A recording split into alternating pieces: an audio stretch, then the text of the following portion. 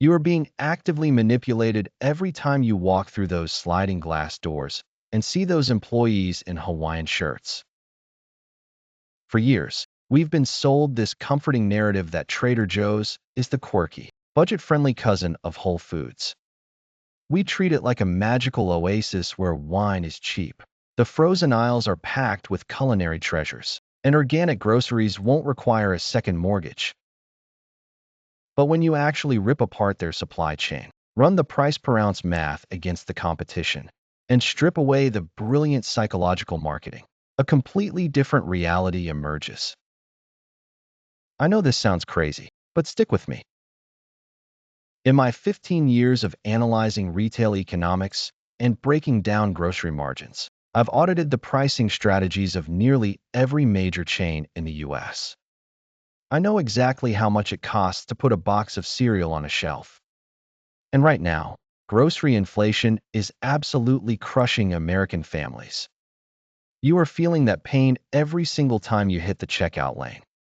You're exhausted trying to stretch your budget, and you need to know if that Trader Joe's run is actually protecting your wallet, or if you're quietly paying a premium for a cute label and a friendly smile. Here's the secret the grocery industry hopes you never figure out. Trader Joe's operates on a totally different mathematical wavelength than a Safeway, a Publix, or a Kroger. Your standard American supermarket paralyzes you with choices, carrying upwards of 50,000 different items. Trader Joe's aggressively caps their inventory at around 4,000 items. Now, you might be asking why having fewer options actually matters to your bank account. It comes down to ruthless vertical integration. Around 80% of what you see on a Trader Joe's shelf is their own private label.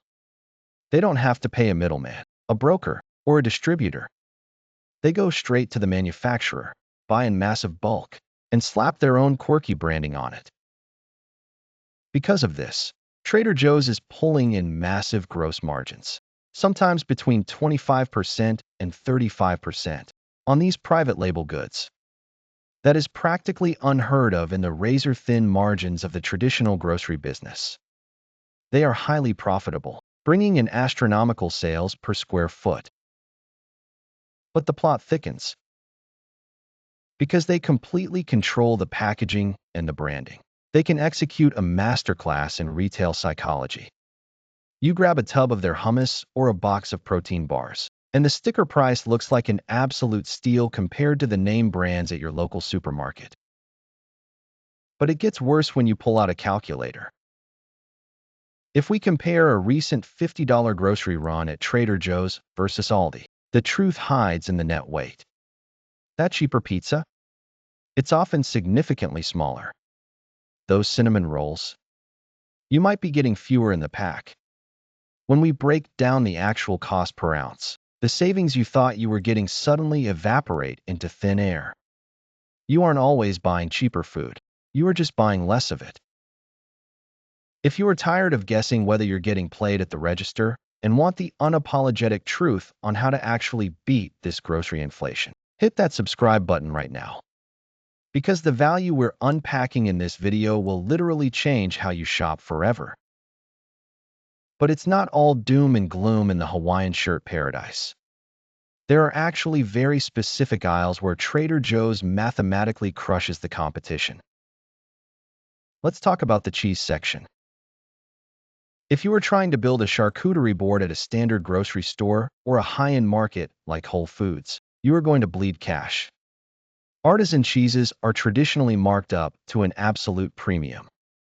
But because Trader Joe's sources directly from elite dairy farms and utilizes that private label strategy we talked about, you can grab a wedge of their unexpected cheddar or a wheel of double cream brie for literally half the price per ounce of the competitors. The exact same rule applies to their wine and their floral department. Those famous seasonal bouquets and the legendary Charles Shaw wine, affectionately known as $2 Chuck, even if inflation bumped the price tag up a bit, are brilliant retail magnets. They know if you come in for cheap eucalyptus and an incredibly underpriced bottle of Cabernet, You are almost guaranteed to impulse buy a bag of chocolate-covered peanut butter pretzels on your way to the register. They give you a deal on the wine to win on the snacks. But here is where the math turns completely against you. Do not, under any circumstances, buy your raw meat or your everyday produce at Trader Joe's if you are trying to protect your grocery budget. This is the biggest trap in the entire store. You see a beautifully packaged, organic chicken breast or a pre-washed bag of Brussels sprouts, and the sticker price looks totally reasonable. But look closer at the net weight. You are paying a massive, hidden premium for the convenience packaging and the smaller portion sizes. When we run the raw numbers on chicken, ground beef, or basic pantry staples like rice and oats, Trader Joe's gets absolutely obliterated by the warehouse giants. Think about it like this. If you are stocking your freezer or trying to feed a family, a place like Costco is going to win the price per ounce war every single time. Costco's entire business model is built on low margin, high volume bulk. When you put a pound of ground beef or a pint of berries from Costco head-to-head with Trader Joe's, you instantly realize you are paying a cute store tax at TJ's. You have to be a tactical shopper. You go to Trader Joe's for the specialty snacks, the curated cheese, and the unique frozen meals. You do not go there to buy a week's worth of apples and raw chicken. Now, you might be asking, if the produce is a rip-off and the staple items are shrinking in size, how are they still convincing millions of us to wait in checkout lines that literally wrap around the building? So why are we still addicted to this place? It's not an accident. It's a masterclass in behavioral economics. Trader Joe's isn't just selling you groceries. They are selling you a treasure hunt. Think about that narrow aisle layout. Those cramped shelves force you to slow down, look at everything, and inevitably, grab that bag of truffle-infused chips you didn't know you needed. They've perfected the limited time release. You see an item you like, and your brain immediately triggers a panic response. If I don't buy this now, it might be gone next week. That is pure FOMO, fear of missing out, weaponized against your wallet. And let's be real for a second. The staff is a massive part of the equation. You aren't just paying for the eggs. You're paying for an environment that feels human, quirky, and genuinely welcoming.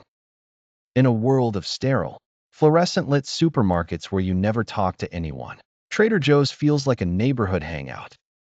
You're paying a premium for that vibe without even realizing it. So, here is the final verdict after crunching the numbers. Is Trader Joe's overpriced? It depends entirely on your shopping strategy. If you are walking in there for your weekly haul of staples, bulk meat, massive bags of rice, toilet paper, or family-sized veggies, you are actively setting money on fire. You are paying a convenience tax for portion sizes that just don't make financial sense for a family.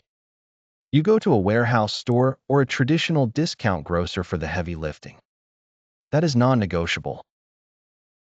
But if you treat Trader Joe's like an accessory store, that's your secret weapon.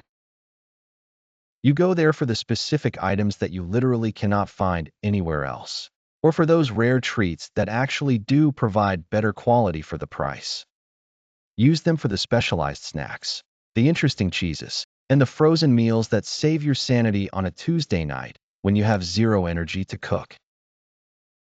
Stop using them for your entire grocery run. Start using them for the small wins. If you've got a specific item you swear is a complete ripoff, or something you think is the best deal in the entire store, drop it in the comments below. I read every single one, and I want to see how your math compares to mine. And if you're tired of the grocery industry playing games with your budget and you want to start winning the price per ounce war, make sure you're subscribed. I'm Kaka, and we're just getting started on exposing the real costs behind your shopping list.